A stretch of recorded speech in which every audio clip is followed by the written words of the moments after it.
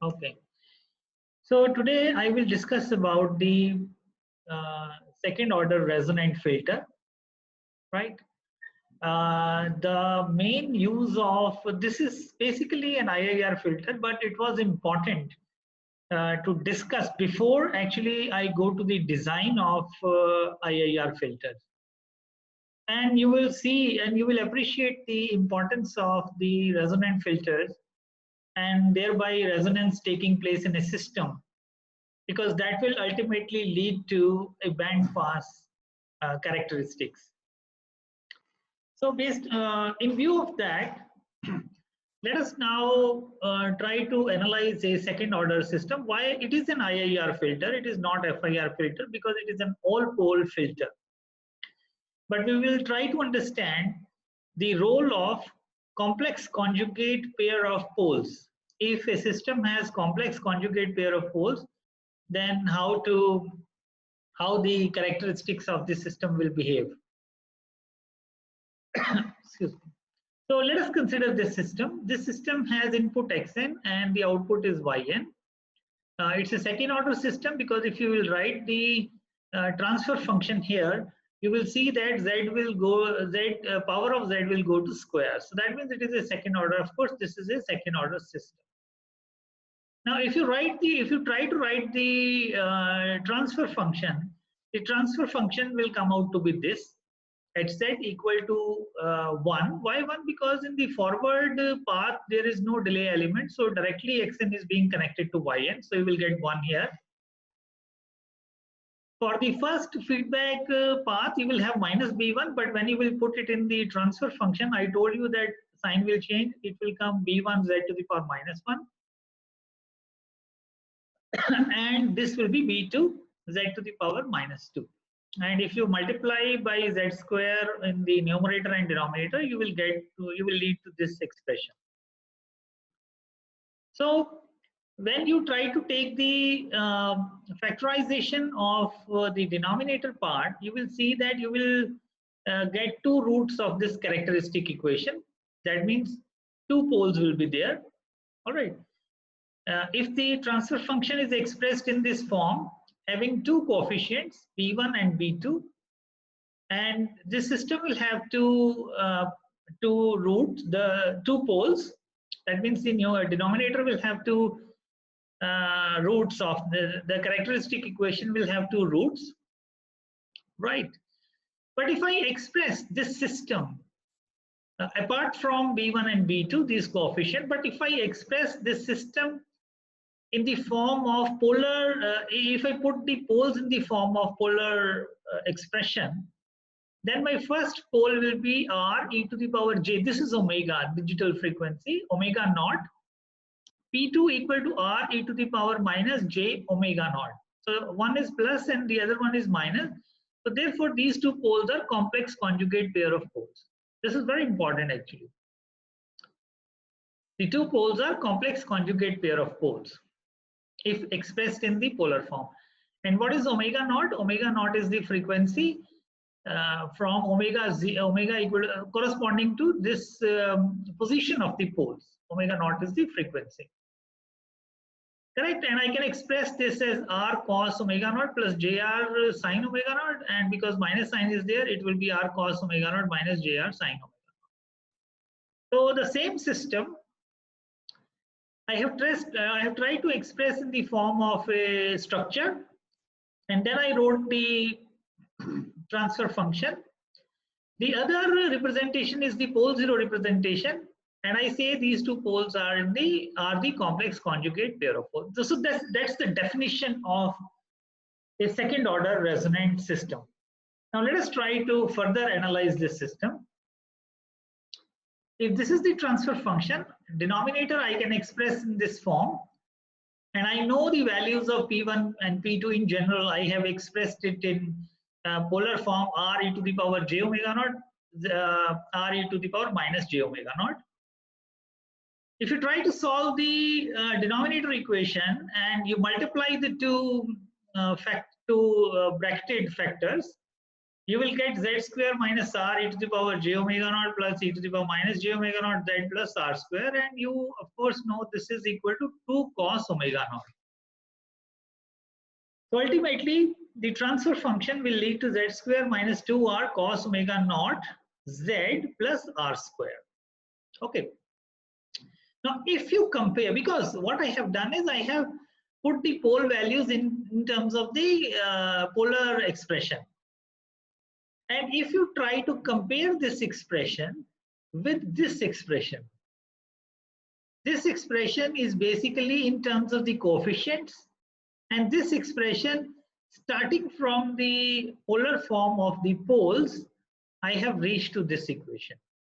Now, if you compare, B1 is equal to minus 2r cos omega naught, and B2 is equal to r square. So I can from both the representations, right? And comparing the two representations, I can get the values of the coefficients straight away. If I know the coefficients, I can get r and omega naught. If I know r and omega naught, I can get the coefficient values. All right. And cos omega naught is equal to minus b1 divided by 2 under root of b2. So from here you can get the resonant frequency. Now the moot point, why I am discussing this topic. The moot point is that whenever a system has complex conjugate pair of poles, the system will resonate.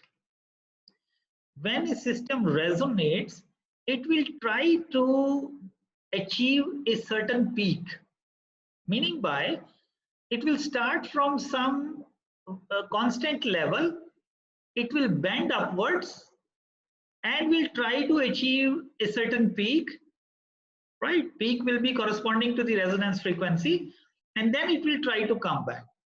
So if it leads to a certain, starting from a level, it bends upwards and then it falls back. What are the characteristics give you a sign of? The characteristics give you a sign of a band pass filter. You can adjust the width of the band pass filter, the peak of the band pass filter. I discussed the position of the poles yesterday also. You can discuss the width, you can discuss the, you can modify the width of the band pass filter, you can modify the peak of the filter by positioning poles at appropriate positions. But whenever a system has complex conjugate pair of poles, the system will resonate. And because of this resonance, the characteristics will try to bend upwards and then fall down. And the peak will actually give you the resonant frequency. So omega naught is the resonant frequency. So in a band pass system, you must have the complex conjugate pair of poles. All right. Then let's see further. Let's talk about the stability of the system. In terms of the poles, we know that the poles should lie inside the unit circle, then only the system will be stable. But what I'm going to discuss about the stability of a second order filter, that will be in terms of B1 and B2. What should be the values of these coefficients so that the system remains stable? In John G. Prokis, this is very exclusive. This article is very exclusively dealt in there. So you can refer to that also. So this is my transfer function. I can put it in this form or in this form, both are same. Two roots of the denominator or the characteristic equation will be there. So I can express the two roots as minus b1 by 2 plus minus b1 whole square minus 4b2 divided by 2. This is a standard quadratic equation.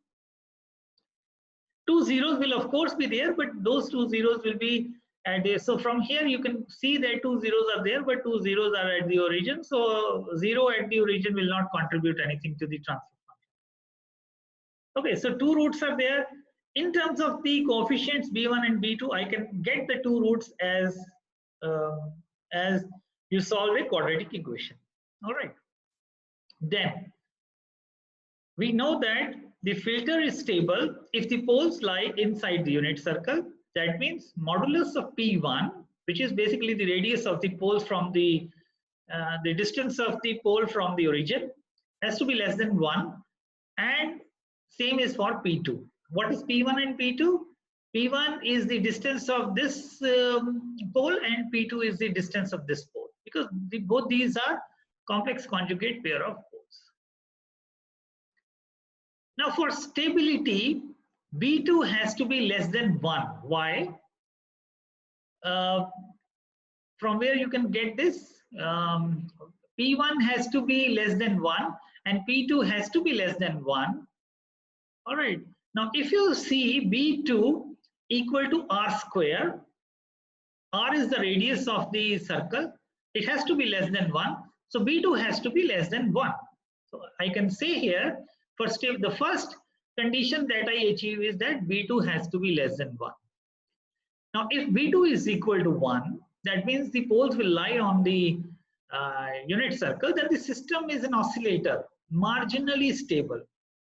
So you see, when the poles lie on the unit circle, the system becomes marginally stable. It will oscillate. Marginally, the meaning of marginally stable means the moment the poles will go, due to some factors, the poles will go outside the unit circle, the system will become unstable.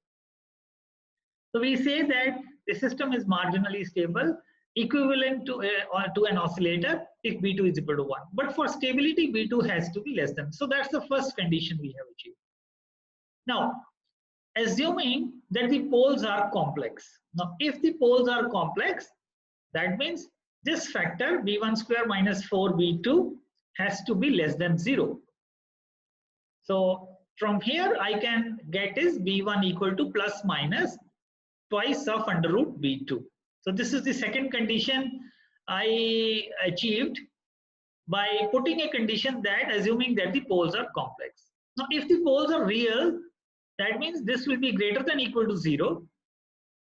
In that case, I can draw a stability triangle. Normally, we look at the stability from the location of the poles inside the unit circle.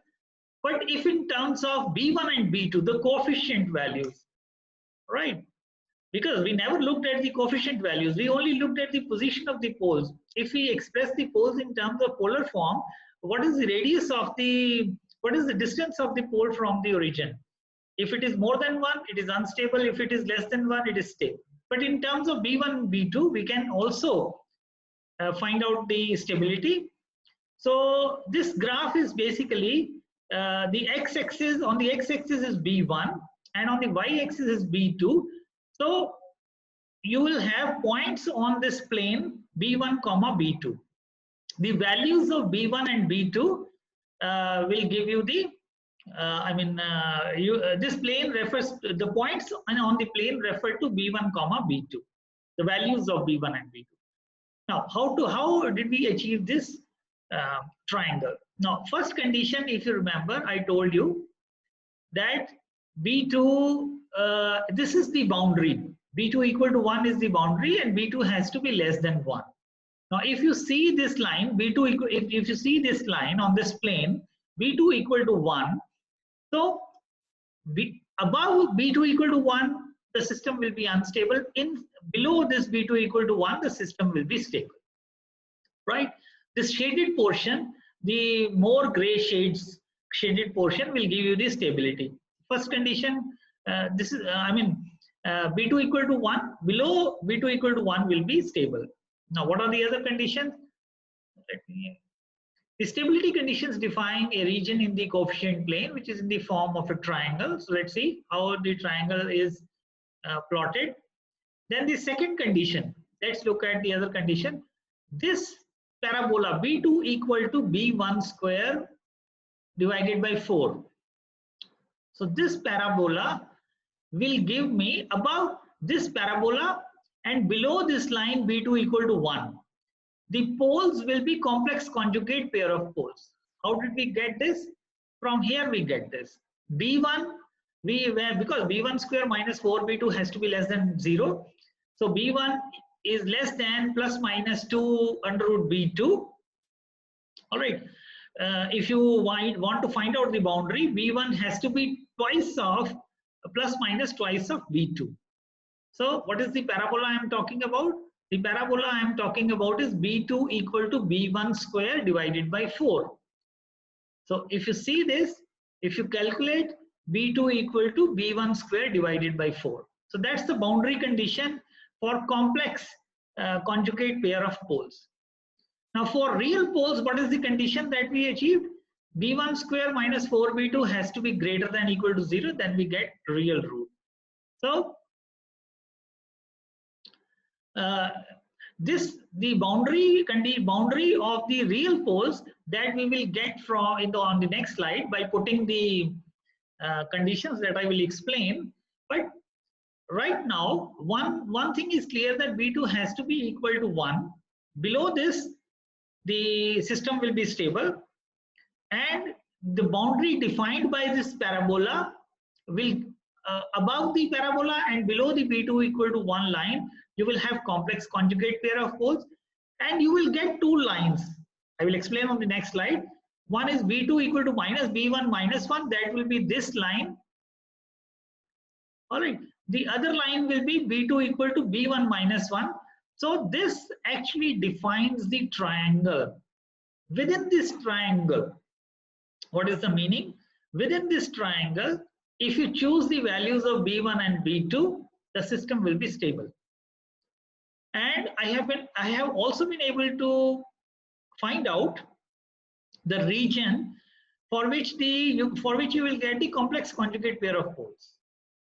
And I will explain on the next slide that within this region, below the parabola and the boundary defined by these 2 lines, you will get real poles. All right. This is known as stability triangle in terms of B1 and B2. The selection of the coefficients B1 and B2, you can select the coefficients in such a way so that the system remains stable. Now, how to achieve this condition of real poles? This equation will give you the poles, right? The poles must lie from -1 to 1 on the x-axis. It cannot go beyond outside the unit circle. The boundary of the unit circle is -1 to 1, right? If you solve this inequality, you will be able to. I have solved it. You can check it from here. No need to, I think, go into how this is achieved. If you solve this, you will get these 2 lines. B1 minus B2 minus 1 is less than 0, and B1 plus B2 plus B1 greater than 0. That's what are these 2 lines, which starting from here, if you go up to this point, and starting from here, if you go to this. So these 2 lines, that's how the stability triangle is formed. The moot point of whatever I have discussed is that the system will oscillate. That means resonance will be there. Not oscillate. The system will show resonance. All right. The resonance will occur at omega naught frequency when the system has complex conjugate pair of poles, and that's how you can find out the stability of the system. Okay, I will finish the second order resonant system now. I will come back to these basic ideas of placement of poles and zeros. How do they achieve the system characteristics? I will keep coming back to these issues in the IIR filter design also. But let us discuss now a different, because this is one of the topics that is there in the FIR filter design, which is FIR digital differentiator. What is an FIR digital differentiator? When processing different types of biomedical signals, one is often interested in extracting information about rapid transient characteristics in the signal, like local extrema or inflection point. This is where the bending of the curve, where the sharpness of the curve is there. So extrema or inflection points will be points where the bending, where sharp corners are there. So those will be known as the transient characteristics. For example, common methods for determination of footprints in arterial pulse waves are based on calculating the first and second order derivatives. So that means you are required to find out the derivative of the input All right. In that case, this is the general equation of nth order differentiator, right? Okay, just wait. I have actually put it here continuous. It has to be discrete time differentiator because I am using omega as for the discrete time differentiator.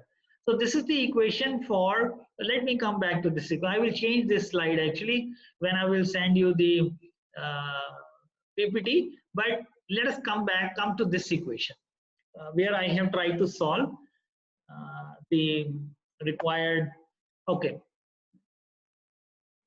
All right. Now, what is the frequency response of an FIR differentiator? The frequency response of an FIR differentiator is HDJ omega. This is same as we were trying to design the FIR filter. We started from HDJ omega. D is the desired frequency response. For an for a differentiator, the desired frequency response is J omega. The linear, the response of the frequency response has to be linear with omega. All right. Now, if you take the IDFT, that's the standard differentiator frequency response. And now, if you take the IDFT here of this expression, you will get HDN, right? You will get the impulse response. You will get the unit sample response basically, HDN equal to 1 over 2 pi HDJ omega e to the power j omega and d omega. If you solve this integral, how you will solve it? I have solved it actually in the morning. I was sitting and I just solved this integral. So applying integration by parts, if you apply integration by parts, you will get this expression j by 2 omega e to the power j omega and j n minus, so you will get these two expressions, these two terms, limits from minus pi to pi. Now you need to substitute the limits. You will get 4 terms, one for the upper limit pi in this term and in this term, and then minus pi and minus pi in this term. So you will get 4 terms here, and if you solve it further using the Euler's formula, e to the power j theta is cos theta plus j sin theta, and if you replace this theta with j pi n, because if you see in the expression, you are achieving e to the power j pi n. So I am looking at e to the power j pi n is cos pi n plus j sin n pi, which is equal to cos n pi. And for e to the power minus j n pi, cos minus n pi plus j sin of minus n pi, it will be again cos n pi. So what we get is e to the power j n pi equal to e to the power minus j n pi equal to cos n pi. So I can replace this e to the power j n pi, e to the power minus j n pi, e to the power j n pi, and here with cos 2 pi, cos of pi n. So once you replace with cos of pi n, the last 2 terms will cancel out, and you will be left with HDN equal to j by 2 pi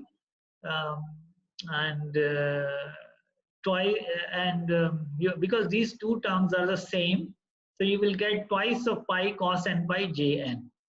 And if you solve it, you will be able to get cos of n pi divided by n. So what are the, for a differentiator, what is the frequency response? This is a standard equation that HD j omega has to be j omega. All right. And what is the unit sample response? The unit sample response will be after taking the IDFT of this. If you take the IDFT of this, you will get HDN equal to cos n pi. In Procase book, directly this formula is written starting from HD j omega equal to j omega. So I am giving you the solution also. So you will be able to see through the how you got this expression. So ideal differentiator has antisymmetric unit sample response.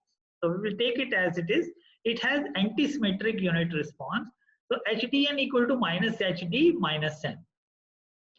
Once you start with this frequency response, you take the inverse IDFT. What you got HDN, and then you apply the standard method of FIR filter design. Once you get HDN, you truncate this HDN using some window up to n samples, truncating up to capital N samples. By passing through window, you can design an FIR response, right? So these are the characteristics of the differentiator with respect to the frequency. So you will see that it's a linear relation from j omega, and this is the phase response of the ideal discrete time differentiator. So how did you design the equation? You started with hd j omega equal to j omega, then you took the IDFT. You are able to get the unit sample response cos pi n by n, and you know that it is antisymmetric. So you can use this. I mean, you can use this antisymmetry property, and you can calculate the coefficients using the window method, and you can design an FIR differentiator filter basically. Okay, so that will be the FIR differentiator. Now actually I want to discuss not related to DSP also, but this thing you can use in your any subject. As an engineer, I want to explain. This is very important. Actually, you must listen to this. This whatever I will discuss within 5-10 minutes, right? This will be actually the representation of the power levels in terms of dB. Because if I ask you, for example, if I ask you the power transmitted by a transmitter is 13 dB, right? So sometimes it becomes very confusing. The person thinks, what is the meaning of 13 dB? Then what you will do, how you will come to know what is 13 dB? You will try to put it here, what is dB? dB, okay, gain is output power divided by input power. Then you take the log on both sides. All right, that will be equal to 1 bell. And if you multiply it with 10, then you will get decibel, right? And then if it is 13 dB, so you will have to solve all kind of equations to understand the meaning of 13 dB. If I want to quickly ask you, okay, this antenna transmits 13 dB, that antenna transmits 17 dB, so how the system will behave? So immediately, probably you will not be able to understand what is the meaning. So my 3-4 slides are basically based on the handling of power expressed in dBs. Okay. Now, 4 simplified facts you need to remember. This is I will explain you one rule, and from that rule you can understand the concept. Now the first point is that a value of 0 dB means, okay.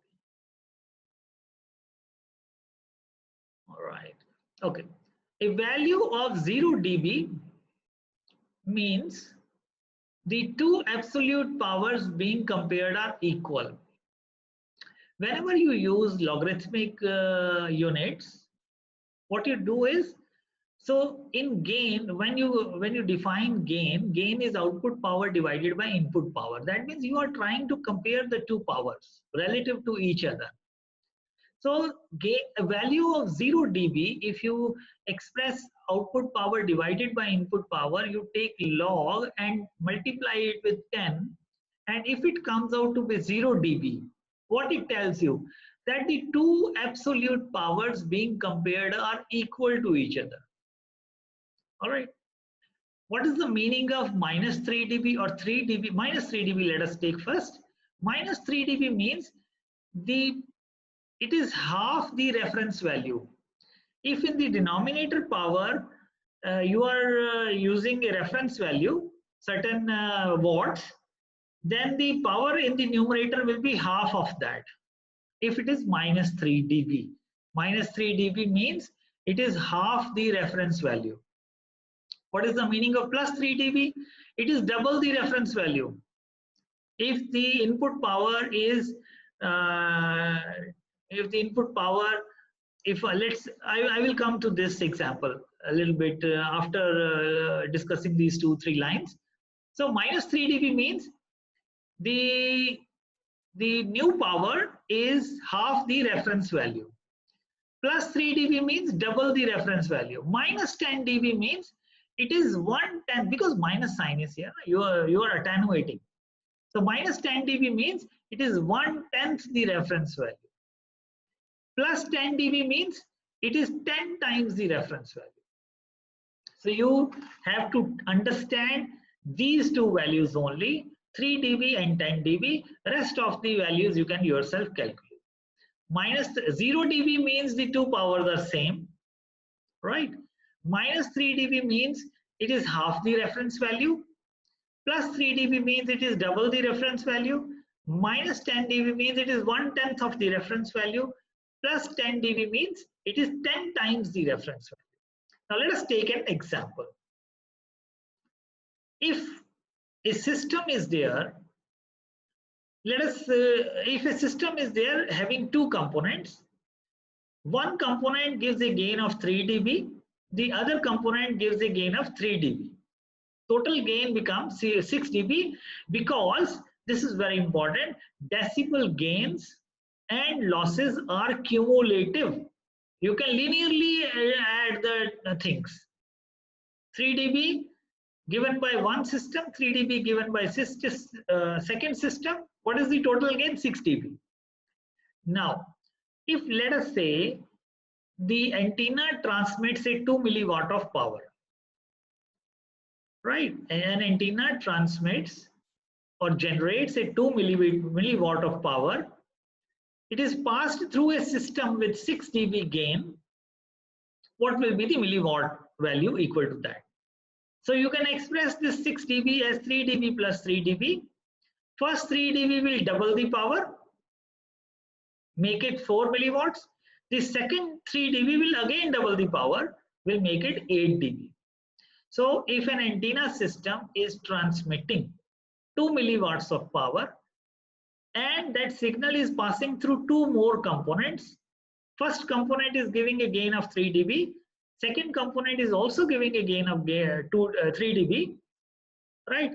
When 2 milliwatts of power passes from the first system, it will double 4 milliwatts. When 4 milliwatts pass through the second system, it will again double, will give you 8 milliwatts of power.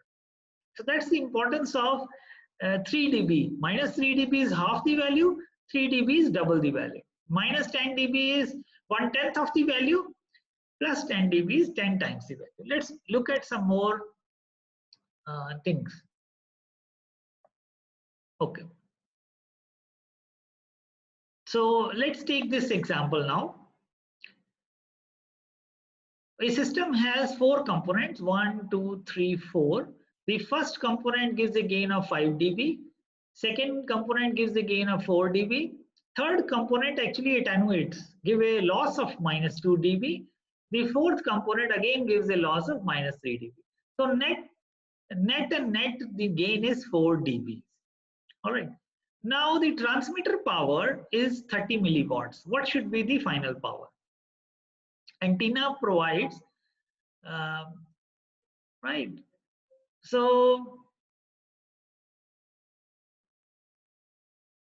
what is the resulting power?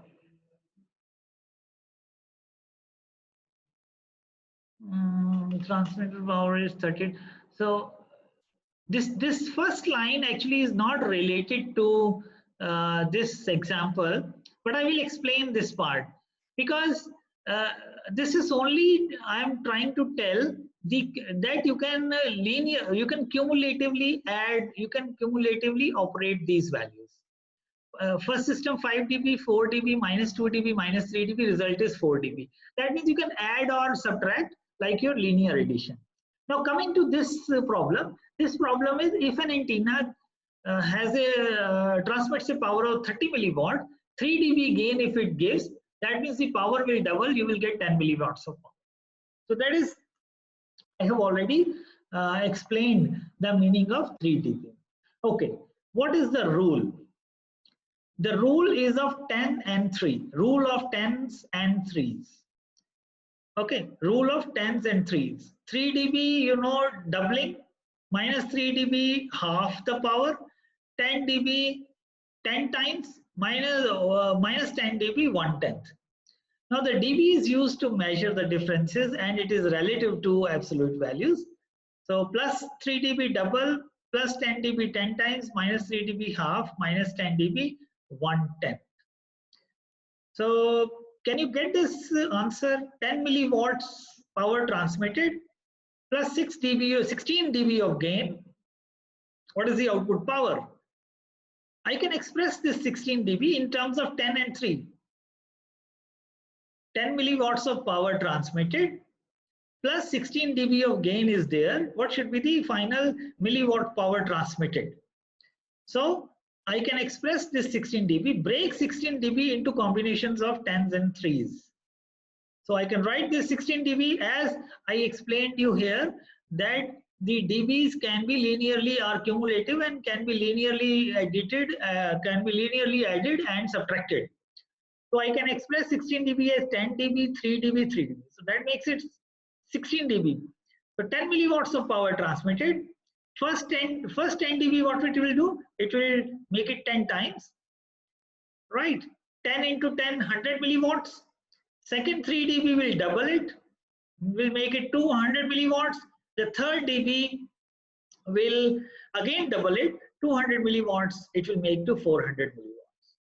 So any value of dB, you can break into either 10 dB or 3 dB values. I have some values here. For example, what is the meaning of 1 dB?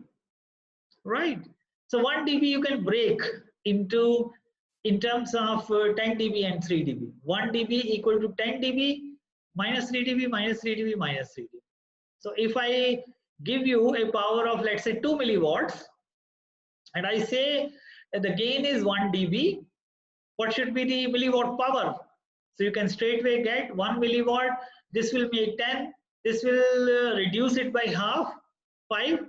This will again reduce it by half to 2.5. This will again reduce it by half, 2.5 divided by 2.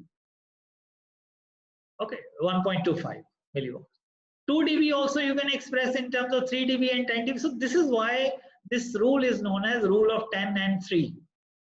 2 dB, I can express it in terms of 10 dB and 3 dB. 4 3 dBs are added minus 10 dB. 3 dB we already know, so no need to say 3 dB here.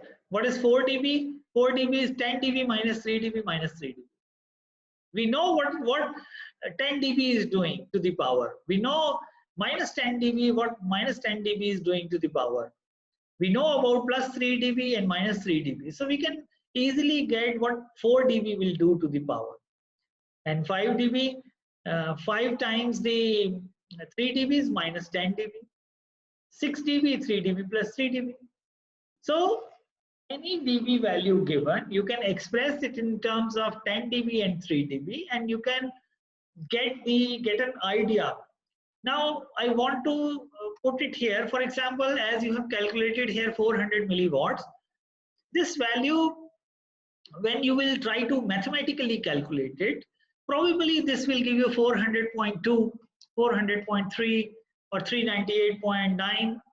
So, but the value, this value you will get from this manipulation will be very close to what actually the actual value that will come from solving the expressions.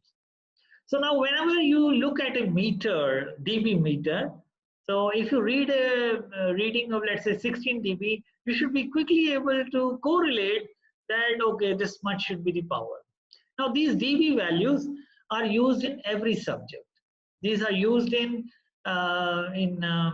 communication, in antenna design, electromagnetic theory, DSP, when we will design filters, IIR filters and even the FIR filters, the gain, the passband attenuation, passband, stop band attenuation are given in dB terms. So you should have a fair idea when you relate it to the absolute values, that what are those values. So this is just a just from the experience, you can this just I wanted to share it with you.